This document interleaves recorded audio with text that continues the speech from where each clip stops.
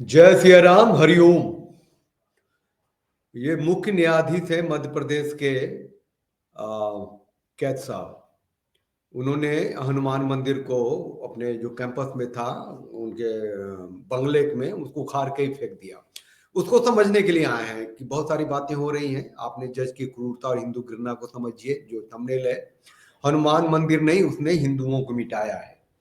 तो हिंदुओं से इन लोगों का जो नफरत है, जो गुस्सा है, क्यों है, किस तरीके का है, इस एंगल से हम देखेंगे ना।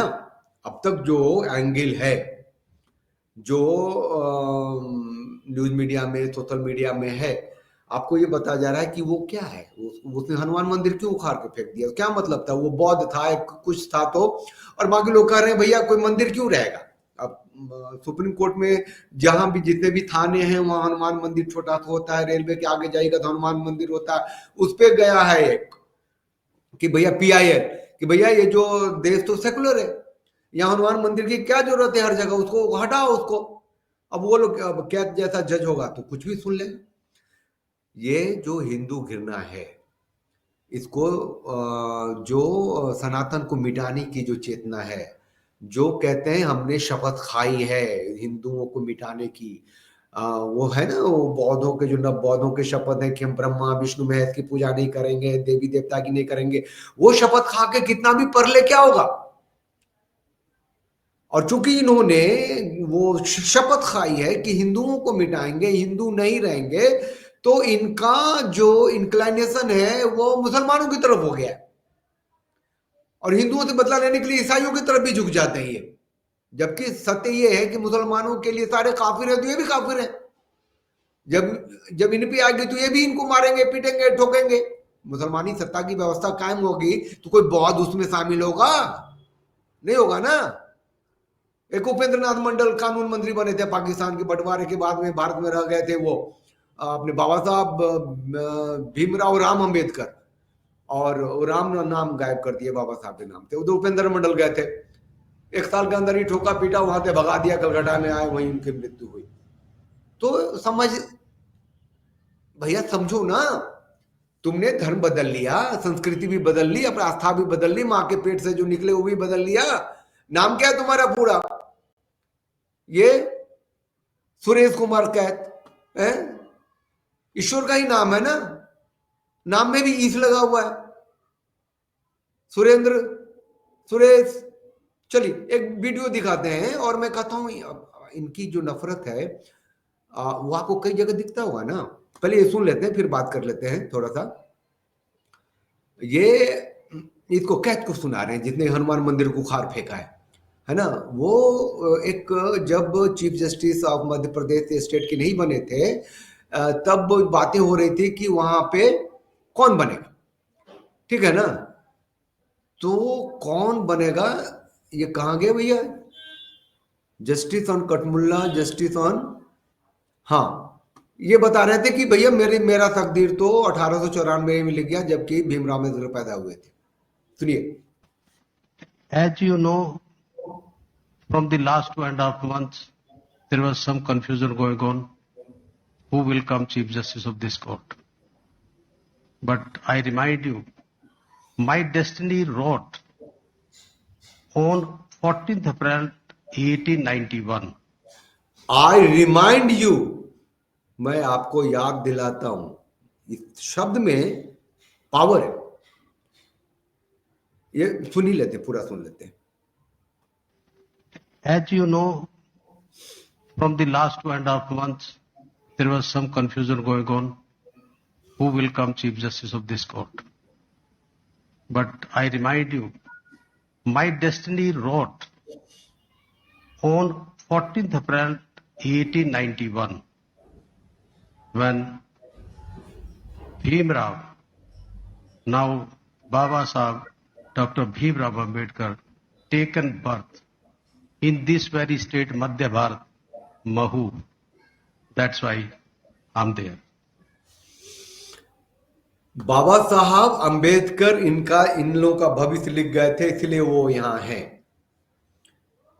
बाबा साहब भीमराव अंबेडकर, बाबा साहब भीमराव, बाबा साहब भीम राम, राम टाइटल हटा दे, नाम उनका बाबा साहब का सर्टिफिकेट देख लिए, लिखा होगा बाबा साहब तो लिखा नहीं होगा, भीमराव राम अम्बेडकर लिखा होगा। राम निकाल दिया, चलो, क्योंकि उनका नाम से नफरत हो गई थी।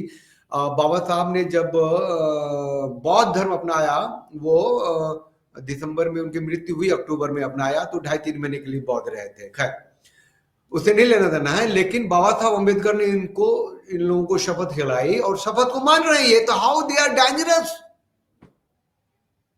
मुसलमान कहता है कि आखिरी आदमी तक जब मुसलमान हो जाएगा, आखिरी इंची जमीन तक जब मुसलमानों की हो जाएगी, तो वो कयामत होगी, आखिरियत होगी, इस्लाम पूरा होगा, वो लोग जो मुसलमान बच जाएंगे वो दीन वाले होंगे और उनको स्वर्ग मिलेगा, जन्नत मिलेगा, 72 हूरें मिलेंगी।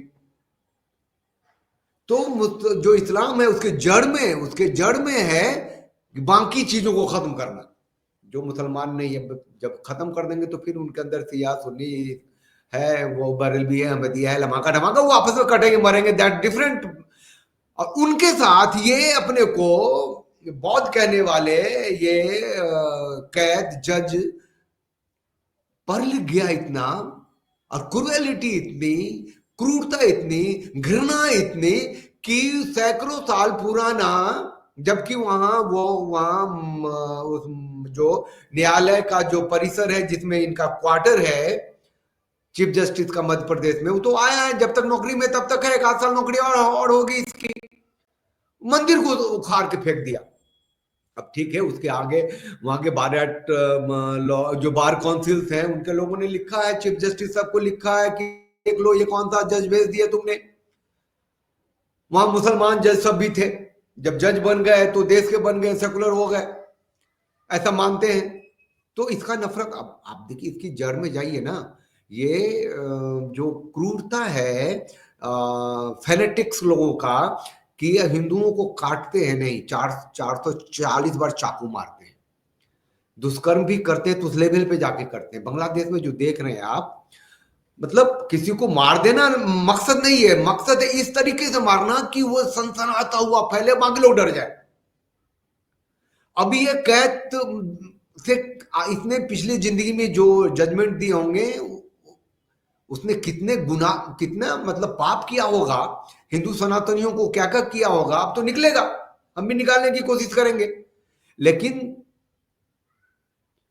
कश्मीर में जब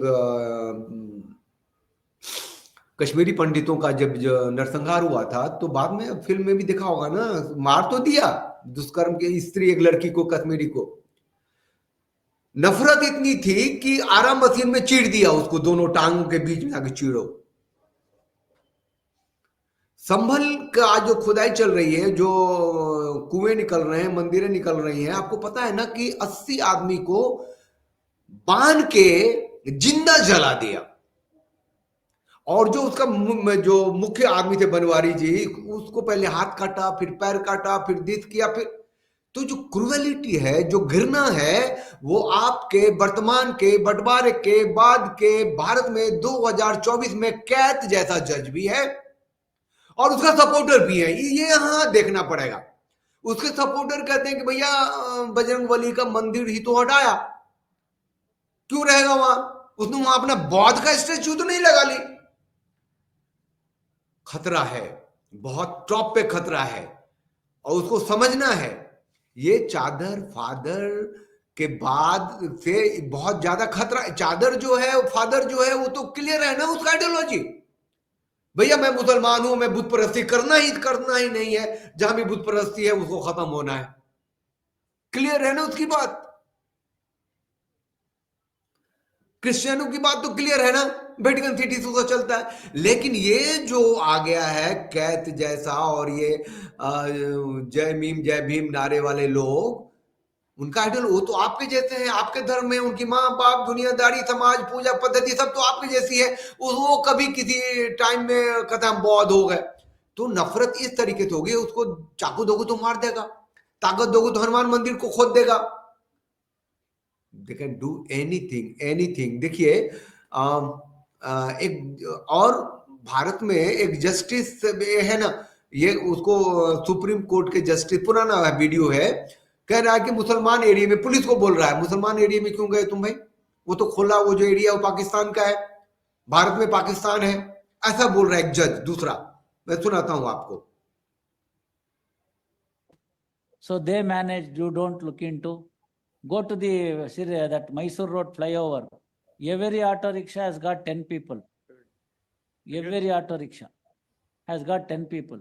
It is not applicable because the Mysore Road flyover till up to the market from Gauripalya is in Pakistan, not in India. ये बता रहा है कि तो तुमको वहां अलाउ ही नहीं करना चाहिए था कि हिंदू धर्म को, हिंदू जुलूस को, हिंदू दिस को कैसे कर दिया तुमने।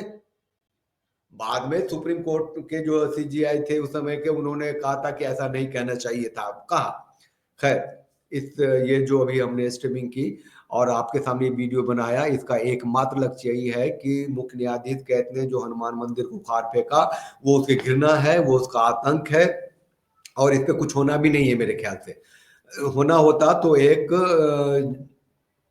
जस्टिस यादव ने जो एक पब्लिक में कुछ कहा था, तो एक सेकंड के अंदर वो सुप्रीम कोर्ट ने तो ले लिया संज्ञान कि भैया तुमने जो कहा क्लियरिटी दो, तुमने एक कठमुल्ला सब क्यों इस्तेमाल किए। ये ठीक ऐसा ही था कि गोली मारो, देश के गद्दारों को गोली मारो सालों को, उसमें हंगामा कर दिया। अबे गद्दारों को गोली मारने की बात हो रही है ना, कठमुल्लों के विरोध में बात हो रही है ना, मुल्लों के विरोध में तो ना हो रही बात। उस पे तो एक्शन ले लिया सुप्रीम कोर्ट ने फटाक से। तो कठमुल्ला है जिसे कह लीजिए आप, लेकिन कहने में गुरेज नहीं है, क्योंकि वो देश के लिए घातक हैं, बिगाड़ने वाले लोग हैं, जनता को भड़काने वाले लोग हैं, देश आगे न बढ़े इस प्रकार के लोग हैं, उनसे सावधान रहने की जरूरत है। तो जो न्यायिक व्यवस्था है वो कठमुल्लों के साथ है, वो चादर फादर के साथ है, वो जो सनातन सत्ता की व्यवस्था है उसको वो लोग मैजोरिटेरियन पावर समझता है, उसको खत्म करने की बात करता है। तो आप ही खत्म होंगे और कोई नहीं खत्म होगा। ये कुंभ जो चला है, जो चल रहा है, 85,000 करोड़ कुछ लगा है, तो 40,000 करोड़ आएंगे। ये जो राम मंदिर बना है उसमें मैंने देखा था कि उसके भी, उसका जो इंफ्रास्ट्रक्चर है उसमें एक मान लीजिए 50,000 करोड़, 1 लाख करोड़ खर्च हुआ इंफ्रास्ट्रक्चर में। तो उतना 11 करोड़ लोग इस बार 2024 में अब तक आ चुके हैं। 40 गुना ज्यादा वहां जनरेट हो रहा है, जो इंफ्रास्ट्रक्चर में खर्चे हो रहे हैं। आने वाले 10 सालों में तो जो उत्तर प्रदेश की जो व्यवस्था है, जो आर्थिक व्यवस्था है, उसमें मंदिर का कंट्रीब्यूशन जो है वो अनहद है, वो मतलब कई गुना ज्यादा बढ़ने वाला है। और उसमें ऐसे लोग हैं हनुमान मंदिर को उठा के फेंकने वाले, संभल में जो मंदिरें निकले उसके विरोध में आने वाले, कुंभ में कोई अपवित्र करने की बात करने वाले, ऐसे जजेज हैं। और भारत में पाकिस्तान को देखने वाले जज भी हैं। हम अपनी बात कहें, सुने समझे, एक दूसरे के साथ शेयर करें, ये बहुत जरूरी है।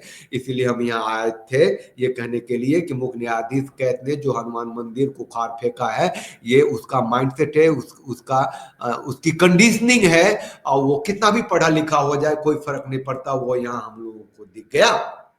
ठीक, चैनल को लाइक कीजिए, शेयर कीजिए, सब्सक्राइब कीजिए, बेल आइकन को प्रेस कर दीजिए और ज्वाइन बटन को क्लिक कीजिए ना, आपको नोटिफिकेशन मिलेगा। ज्वाइन बटन को क्लिक करके मेंबरशिप भी आप तो मिलने लेंगे ना, मेंबरशिप लीजिए प्लीज, चैनल को स्ट्रेंथन कीजिए, मजबूत कीजिए। और हाँ, ये सब्सक्राइब तो कर ही दीजिए ना।